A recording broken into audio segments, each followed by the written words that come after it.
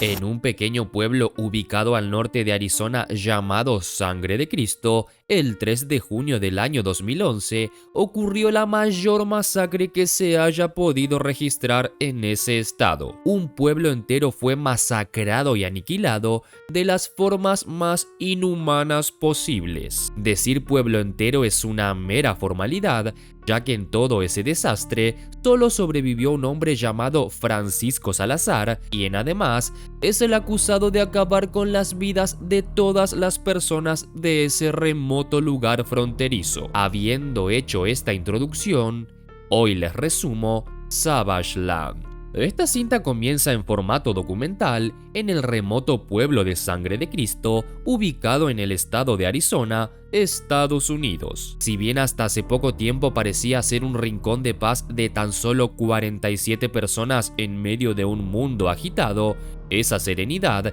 es abruptamente interrumpida una noche donde todo el pueblo es aniquilado en una brutal masacre que sacudió a toda la región. En medio de este caos infernal, solo queda un sobreviviente: Francisco Salazar, un fotógrafo inmigrante ilegal de 38 años, quien vivía desde hace 7 años en Sangre de Cristo. Salazar es hallado en un estado de shock por un camionero, con su cuerpo cubierto de sangre al lado de una ruta, y es rápidamente llevado a un hospital en una ciudad cercana llamada Hinsman. Esta institución se contactó con el sheriff de la ciudad, John Parano, quien afirma que si existiera una lista de cualidades que debería tener un asesino, Salazar tendría absolutamente todas. Después de todo, según él, era un tipo solitario oriundo de una familia de bajos recursos, con problemas de ira y cuyo padre lo había abandonado. Además, agrega que Salazar se dedicaba a hacer los llamados odd jobs,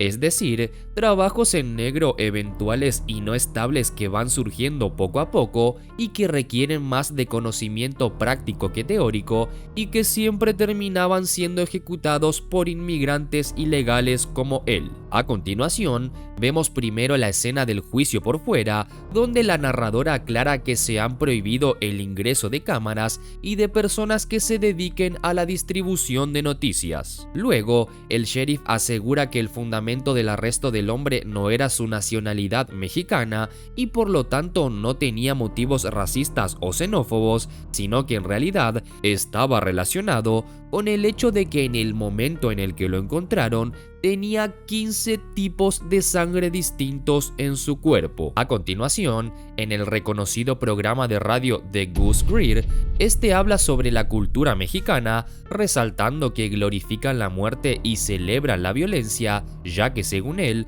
no tienen ningún otro propósito en la vida. Además, se nos muestra que por lo ocurrido han surgido numerosas marchas por parte de gente nacida y criada en los Estados Unidos que están a favor de que haya un cambio de leyes que regularice la entrada de extranjeros en el país. La posición de la mayoría de la población es clara y su desprecio por aquellos que emigran de forma ilegal muestra haberse exacerbado con la masacre ocurrida en Sangre de Cristo. Con relación a esto, uno de los entrevistados para el documental afirma que el juicio ni siquiera era necesario, ya que el público tomó la decisión de su culpabilidad incluso antes de su comienzo. Mientras tanto, en Nogales, un pueblo mexicano cercano a Sangre de Cristo, la hermana del inculpado afirma que está segura de la inocencia de su hermano, a quien ella asegura conocer lo suficiente como para decir sin lugar a dudas que lo ocurrido en ese pueblo no es algo que su hermano haría. Por otro lado, Lidia Pérez, la madre de una de las víctimas de la masacre,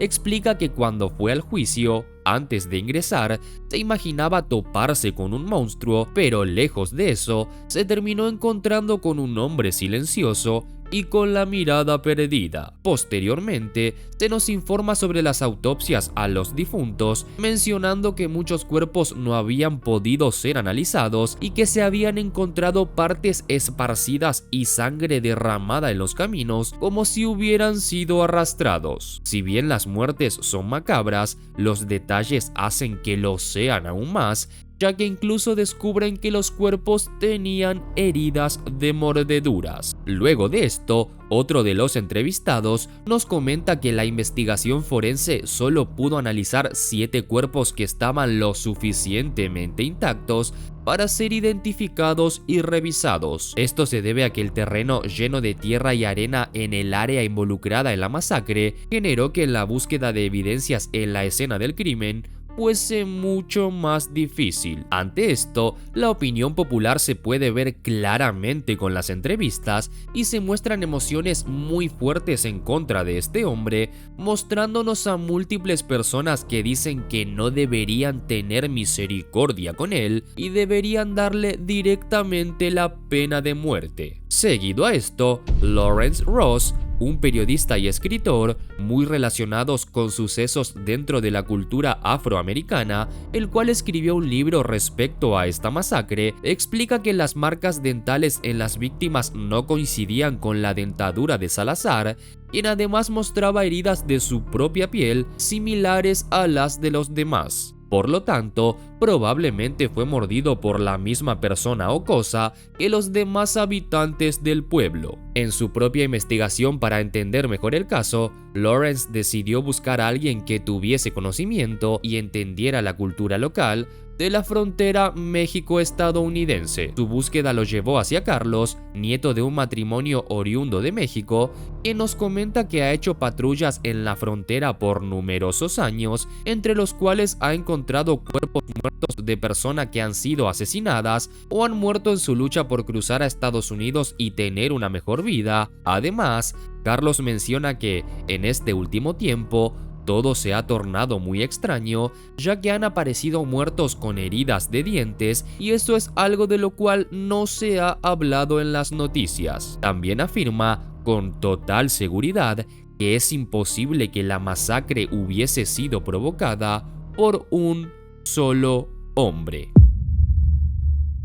El documental nos informa que, en el mes de diciembre, Francisco Salazar fue encontrado culpable y sentenciado a muerte por inyección letal. Sin embargo, durante todo el juicio, nunca se defendió y no dijo ni una sola palabra. Tras esto, Lawrence nos explica que hubo una entrevista grabada hecha por la psicóloga Renee Davis que nunca fue usada en el primer juicio, el cual fue la única entrevista que lograron hacerle a Francisco, donde él mismo afirma que ese día de la masacre había gente que él conocía y que parecían estar muertos, pero se seguían moviendo. La psicóloga nos explica que habló con él con las mínimas barreras posibles entre ellos y que aunque al principio se resistió, poco a poco comenzó a contar la historia de su vida. René incluso cuenta que llegó a pensar que el nivel de trauma que este hombre había experimentado parecía haberlo llevado a un estado parecido a un hombre que vuelve de la guerra, ya que en una de sus charlas con él, este le dijo que no importaba lo que le hicieran a él o qué condena le dieran, ya que ellos todavía están afuera y él se siente más seguro dentro de la cárcel, ya que ahí dentro no podrán hacerle daño. Es por esto mismo que su abogado, Greg Dauman, eligió defender a su cliente apelando por insanidad y explica que decidió no usar la grabación de la entrevista como evidencia por el simple hecho de que no parecía verídico en lo absoluto, sino palabras de una persona insana. Posteriormente, los distintos entrevistados nos cuentan que durante los 7 años que Salazar vivió en Sangre de Cristo, se dedicó a la fotografía de animales muertos y niños, algo que para mucha gente era extraño. Lawrence nos cuenta que intentó contactarse con el camionero que encontró y llevó a Salazar al hospital. Sin embargo, por mucho tiempo este no le respondió, hasta que un día se comunicó con él y le dijo que había encontrado algo extraño en su camión y que se lo enviaría por correo si y solo si lo dejaba fuera de todo este asunto. Lo más curioso de todo esto es que un par de días después, el hombre murió abruptamente en un accidente. Unas semanas después, efectivamente llegó a las manos de Lawrence un rollo fotográfico perteneciente a Salazar, con el cual documentó todo lo sucedido esa noche, con un total de 36 fotografías. Ante estas pruebas, algunos entrevistados piensan que son imágenes editadas, como por ejemplo el sheriff John Parano, quien dice que, en esta época y con la tecnología actual, cualquier joven puede editar fotos con Photoshop y decir que son reales. Otras personas, como por ejemplo Lynn Matheson, un fotógrafo experimentado con más de 40 años de trayectoria, jura y perjura que esas fotos son reales, ya que con su experiencia asegura que a él no se le puede engañar con fotos editadas. Por otro lado, el abogado de Salazar dijo que no usará esas fotos como evidencia en la corte, ya que si lo hace, sería inhabilitado. Seguido a esto, vemos los hechos tal cual ocurrieron y descubrimos que la primera víctima fue un adolescente del pueblo llamado Danny, quien, según Salazar, él estaba sacando fotos cuando Danny apareció cubierto de sangre en su casa, por lo que él quiso ayudarlo. Sin embargo, el hombre cuenta que aquel chico no era el mismo Danny que él conocía, ya que este lo atacó, y es por eso que él utilizó un pico para defenderse. Luego de haber hecho esto, totalmente impactado por lo que acababa de ver y de hacer, huyó de su casa hacia el pueblo en busca de ayuda, pero apenas salir de la misma, divisó algo a lo lejos viniendo desde el sur y tomó la primera fotografía encontrada en su cámara. Tras esto, los entrevistados comentan que en ese momento Salazar sacó la primera foto y que la secuencia de fotos fue como un mapa que mostraba los hechos de la masacre en orden cronológico. La primera foto muestra el gran terreno que rodeaba la casa del hombre, en el cual pareciera haber figuras semejantes a humanos, pero distorsionadas y macabras, viniendo hacia él. Esto lo hizo correr aún más rápido y en su camino al pueblo se topó con un cazador de Hindsman llamado Ron, que sostenía un rifle en sus manos. Según Salazar, corrió hacia él para pedirle ayuda y este comenzó a dispararle a las figuras que estaban en las lejanías del campo. Sin embargo, en las fotografías se puede ver que el hombre no se pudo defender y terminó siendo asesinado por las mismas. Luego de esto, se menciona que su cuerpo nunca fue encontrado y que les resulta muy extraño que Ron hubiera fallado en todos los disparos que hizo,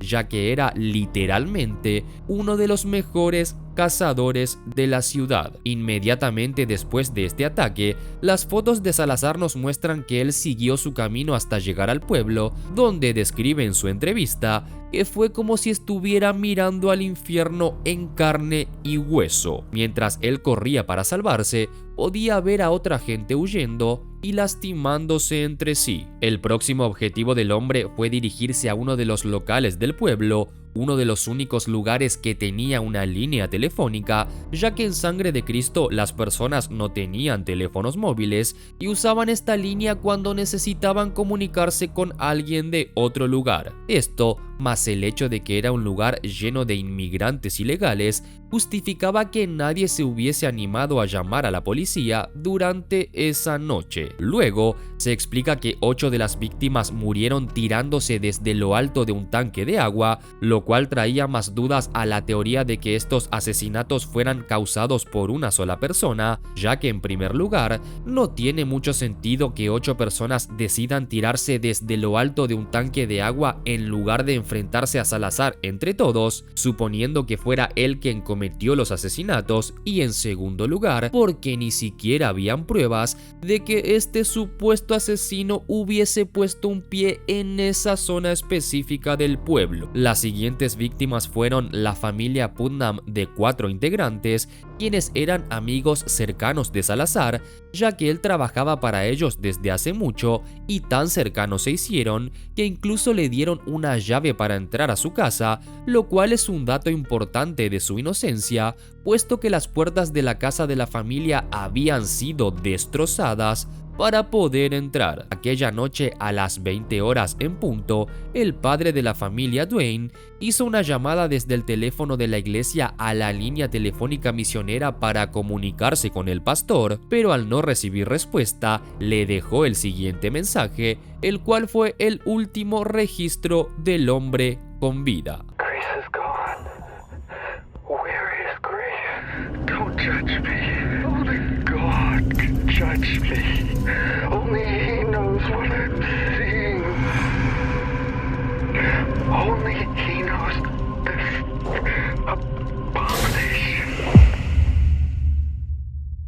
Según el sheriff John Parano, al ver a Salazar dirigirse a su casa de manera salvaje cubierto de sangre, este decidió asesinar a su esposa y a su pequeño hijo de manera misericordiosa con un machete para que vayan con Dios, y luego, al ver que Salazar irrumpió finalmente en su casa, terminó suicidándose. Esto no tiene mucho sentido para Carlos, por varios motivos. El primero es que los cuerpos jamás fueron encontrados a excepción de algunas partes de su hijo pequeño, y el segundo es que no tiene sentido la forma en la que supuestamente el hombre acabó con su familia, ya que si quería acabar con ellos de forma piadosa para que vayan con Dios, no tiene sentido la manera en la cual acabó con su hijo,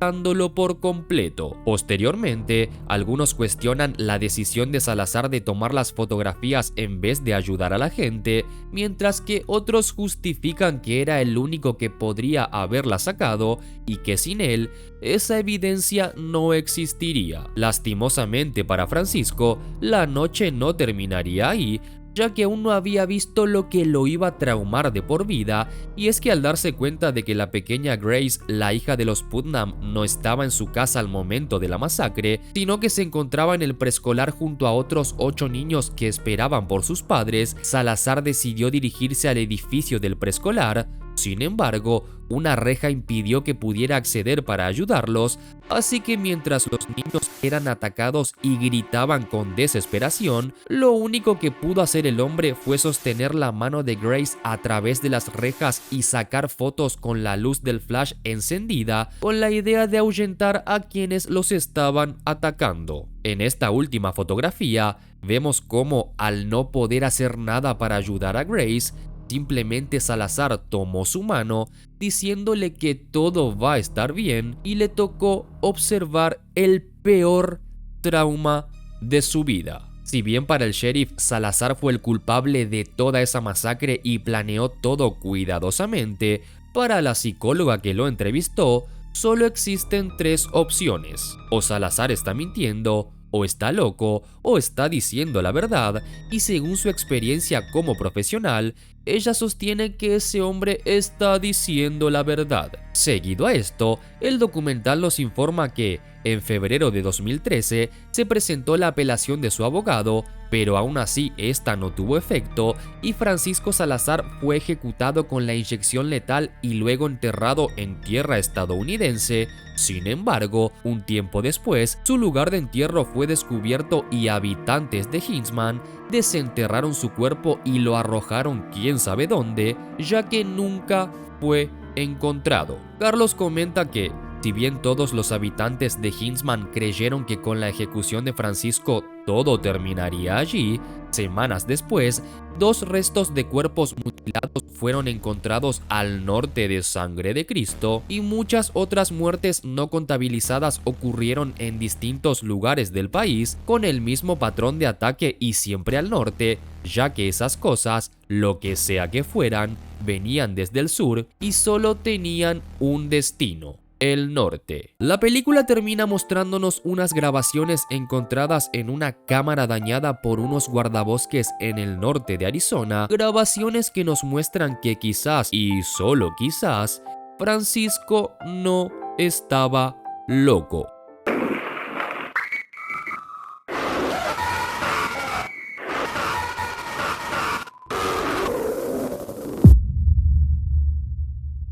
Y hasta acá el video de hoy. Si te gustó, compartilo con alguien a quien creas que pueda gustarle y no olvides suscribirte y activar la campanita, ya que eso me ayudaría mucho. Mi nombre es Cristian, esto es Black Osu y nos vemos la próxima. ¡Chao! Y pongan like, no sean soretes. Dejen de hacerme laburar gratis.